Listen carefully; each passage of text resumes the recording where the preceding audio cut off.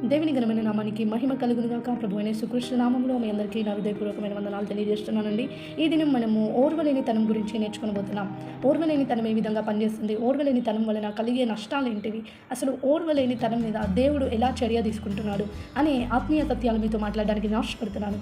నేటి సమాజంలో అనేకులు ఓర్వలేనితనంతో జీవిస్తున్నారు.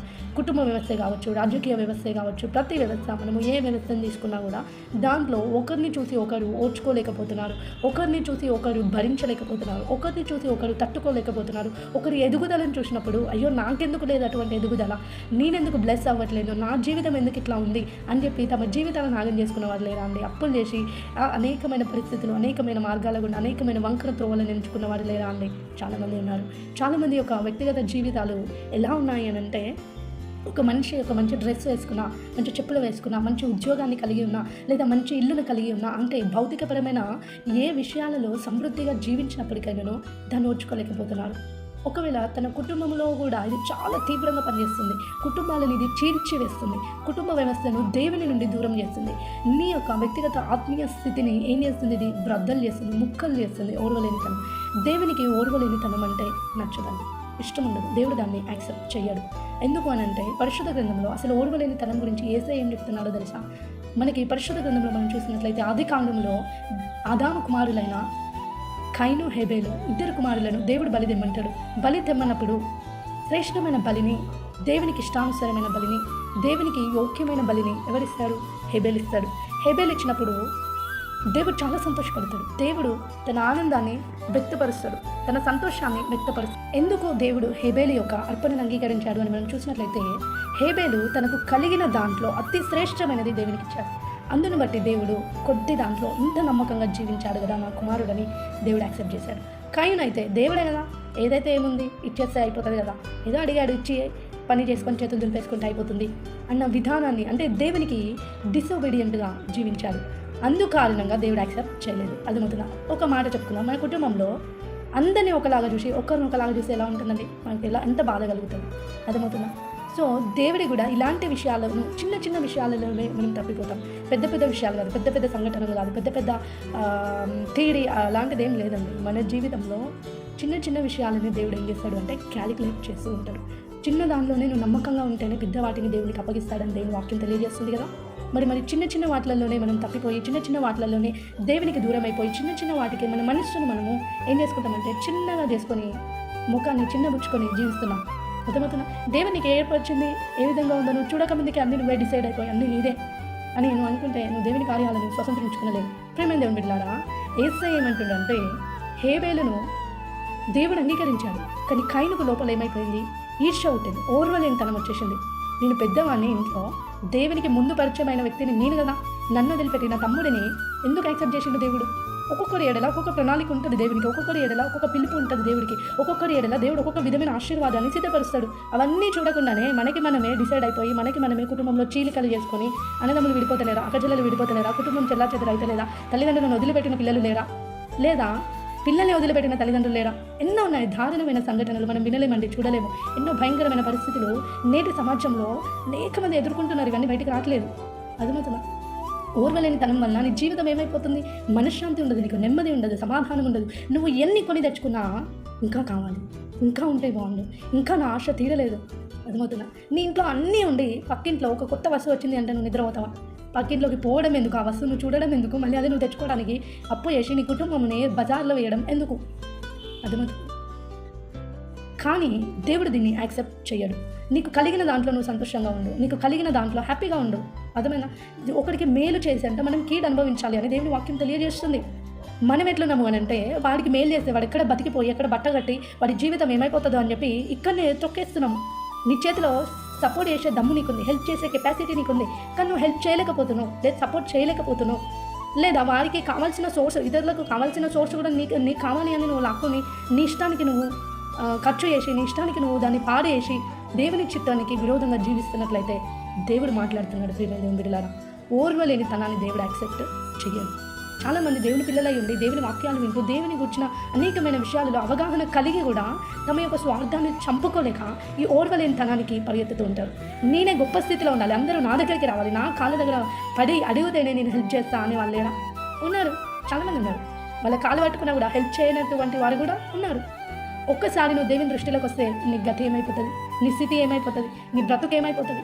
నెబుకద్నెజర్ రాజును దేవుడు గడ్డి తినే వ్యక్తిగా మార్చాడు. గుర్తుంచుకోండి, నీకు దేవుడు ఏదైతే ఇస్తాడో దానికంటే నువ్వు అధికంగా ఆశించినావు అని అంటే, అధికంగా దురాశను నువ్వు పెంచుకున్నావు అంటే దురాశ దుఃఖానికి చేటంట. అర్థమవుతుందా? అనేక విషయాలు మనం తెలుసు మనకి ఇవన్నీ, అయినా కూడా మనము తప్పిపోతూ ఉంటాం, పడిపోతూ ఉంటాం, లేవలేకపోతూ ఉంటాం, వాటిలోనే ఎంజాయ్ చేస్తూ ఉంటాం. ఓర్వలేనితనము సాతాను నుండి పుట్టిన ఒక ఫలం, దాన్ని మనం తింటున్నాం దినదినం. అర్థమవుతుంది? పురుగులు పట్టిన పండును మనం తింటామా? తినము, తీసి పడేస్తాం. మనం వాసన కొడుతున్న పండుని ఇంట్లో పెట్టుకుంటామా? పెట్టము. మన జీవితంలో కూడా ఈ ఓర్వలేనితనం అనే ఫలాన్ని పెరిగి బయట పడేయాలి. లేకపోతే ఒక రోజు నువ్వు మూల్యం చెల్లించేటువంటి వ్యక్తిగా దేవుని యొక్క న్యాయ సింహాసనం ఎదుట నిలబడతావు. ప్రేమైన దేవుని పిల్లారా, దేవుడు విడిచిపెట్టడు. దేవుని దగ్గర ఎంత ప్రేమ ఉందో అంత కోపం ఉంది. బహు జాగ్రత్త కలిగి మనం జీవించాలి. దేవుని కోపం వచ్చిన కారణంను బట్టి కైను దేవుని శాపానికి గురైపోయాడు. హేబేలును చంపే వ్యక్తిగా కైను మారిపోయాడు. ఈర్ష్యను బట్టి, స్వార్థాన్ని బట్టి, నాకు కావాలి, నాకు కావాలి, నాకు కావాలి అనే ఒక భయంకరమైన దుష్ట ఆలోచన ద్వారా కుటుంబాలు చీలికలు విభాగింపబడుతున్నాయి. కుటుంబంలో చీలికలు ఏర్పడుతున్నాయి. ఎందుకు ఎందుకు ఒకరిని చూసి ఒకరు ఓర్చుకోలేకపోవడం. రక్త సంబంధం లేదు. ఒక తల్లి కడుపులో పుట్టిన పిల్లలే కూడా అలానే ఉన్నారు. ఎందుకు ఇలాంటివి జరుగుతుంది? నువ్వు సాతానికి ఒక డోర్ ఓపెన్ చేసి పెట్టినావు, వాడు వస్తున్నాడు పోతున్నాడు. నీ జీవితాన్ని ఏం చేస్తున్నాడు? హతలాకుతలం చేస్తున్నాడు. పోనీ నువ్వన్నా సంతోషంగా ఉన్నావా అంటే అది కూడా లేదు కదా. కైను సంతోషంగా ఉన్నాడా హేబేలును చంపిన తర్వాత? లేడు. దేవుడు తిరిగి తన కోపాన్ని మాన్పుకున్నాడా? తగ్గించుకున్నాడా? లేదు. దేవుడు అడిగినప్పుడు కైను అహంగా మాట్లాడతాడు, డిసోబీడియంట్గా మాట్లాడతాడు, దేవునికి విరోధంగా మాట్లాడతాడు. నన్ను ఎందుకు అడుగుతున్నావు? నేను ఏమైనా పనివాడినా, జీతగానా? నన్ను ఎందుకు అడుగుతున్నావు? నాకేం తెలుసు అంటాడు. సర్వ సృష్టికర్త ఆయన దేవునికి విరోధంగా మాట్లాడిన ఏ వ్యక్తి బతికి బట్టగట్టినట్టు లేదండి. నీ డబ్బు నిన్ను కాపాడదు, నీ యొక్క అందచందాలు నిన్ను కాపాడదు, నీ ఉద్యోగం నిన్ను కాపాడదు, నీ ఓర్వలేని తనము నిన్ను కాపాడదు. గుర్తుంచుకోండి ప్రియమైన దేవుని పిల్లలారా, ప్రేమపూర్వకమైన హెచ్చరిక. దేవుడు మనతో మాట్లాడుతున్నప్పుడు, దేవా, ఈ స్వభావం నా జీవితంలో చంపబడడం లేదు, ఈ స్వభావం నుండి నేను విడుదల పొందలేకపోతున్నాను. అందరూ నీ దగ్గరికి రావాలి అనే అంశం మంచిదే, కానీ నువ్వు దానిలో స్వార్థపూరితమైన బుద్ధిని ఉపయోగిస్తావు చూడు, దాన్ని కూడా దేవుడు చూస్తున్నాడు. జాగ్రత్త. దేవుడు సమస్తంలో చూస్తాడు. మనం చేసుకున్న వాటిని మనమంట అనుభవిస్తామంట. చూడండి దేవుని పిల్లలారా, మేలు చేయడం నీ చేతనైతే చెయ్యి, లేకపోతే వదిలేయి. అనవసరంగా ఇతరుల లైఫ్ని నువ్వు రిస్క్లో పెట్టొద్దు అంటాడు దేవుడు. అదేమైనా కైన్ అదే చేసిండు. హేబెల్ లైఫ్ని రిస్క్లో పెట్టి చంపేసిండు. ఎందుకు బట్టి? చిన్న రీజన్, చిన్నగా అంటే ఒక మాటతో సర్ది చెప్పుకుని పోయేటువంటి అంశాన్ని పెద్దగా చేసుకొని తన ప్రాణం మీదకి తెచ్చుకున్నాడు. తన వంశం లేకుండా పోయింది. తన జీవిత యొక్క చరిత్రను మనం చదవలేకపోతున్నాం ఈ దినాలలో. దేవుడు మనకు అవకాశం ఇచ్చాడు, దేవుడు మౌనంగా ఉన్నాడు, దేవుడు ప్రేమిస్తున్నాడు కదా అని నిప్పుతో చెలగాట మారితే ఒకరోజు ఒళ్ళంతా కాలిపోతుంది. జాగ్రత్త. కాల్చి వేసే దేవుడు. బహు జాగ్రత్త కలిగి, భయం కలిగి, భక్తి కలిగి జీవించాలి. ఒకవేళ తప్పిపోయినట్లయితే దేవా నన్ను క్షమించు, తిరిగి నన్ను నిలబెట్టయ్యా, ఈ స్వభావమును నన్ను విడిపించి, ఈ స్వభావం నా జీవితంలో పని చేయకున్నట్లుగా తీసివేసే అంత శక్తి కలిగిన వాడు మీరు ఒక్కడే అని నువ్వు ప్రార్థించినట్లయితే దేవుడు నీ పక్షాన కార్యం చేస్తాడు, నిన్ను నిలబెట్టుకుంటాడు. తన చిత్తములో నీకేం అనుగ్రహించాలో అది అనుగ్రహిస్తాడు. దేవుడు ఇచ్చేంత వరకు నువ్వు ఓపిక లేకుండా ఇతరులను చూసి నువ్వే వాత పెట్టుకొని నీ జీవితాన్ని నువ్వు పడి చేసుకుంటా అంటే దానికి రెస్పాన్సిబిలిటీ దేవునికి ఉండదండి.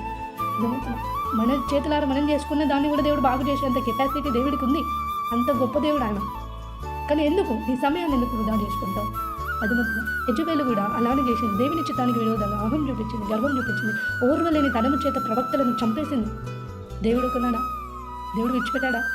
దేవుడు విడిచిపెట్టాడు. ప్రతి చిన్న విషయాన్ని కూడా దేవుడు తన పుస్తకంలో రాస్తున్నాడు. జాగ్రత్త కలిగి మనం జీవించే వారమై ఉన్నాం. మనం ఒకరికి సహాయం చేయకపోయినా పర్లేదు, కానీ ఒకరిని నష్టపరచదు. అది దేవుడు మనకు నేర్పిస్తున్న ఒక గొప్ప పాఠం. మనం ఇతరులను ఓదార్చకపోయినా పర్లేదు, కానీ గాయపరచు. ఇతరులని మనం షెల్టర్ చేయకపోయినా పర్లేదు, కానీ వాళ్ళని బయట బజార్లో వేయద్దు. అది మన పని కాదు. ఒకవేళ మనల్ని ఎవరైనా ఇబ్బంది పెట్టి హింసించినా కూడా వారి విషయమే దేవుని ఎదుట ప్రార్థన చేసి దేవునికి అప్పగించేసేయాలి. దేవుడు చూసుకుంటాడు. దేవుడు సర్వశక్తిమంతుడు, ఆయన ఏదైనా చేయగలడు.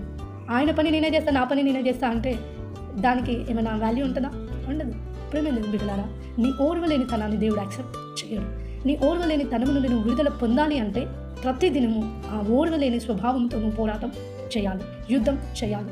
ప్రతిదినం అంశాన్ని ఎత్తిపట్టి దేవుని సన్నిధిలో ప్రార్థన చేసినప్పుడు దేవుడు నీ కొరకు ఘనమైనవి, విలువైనవి, శ్రేష్టమైనవి ఇవ్వడానికి ఆశపడుతున్నాడు.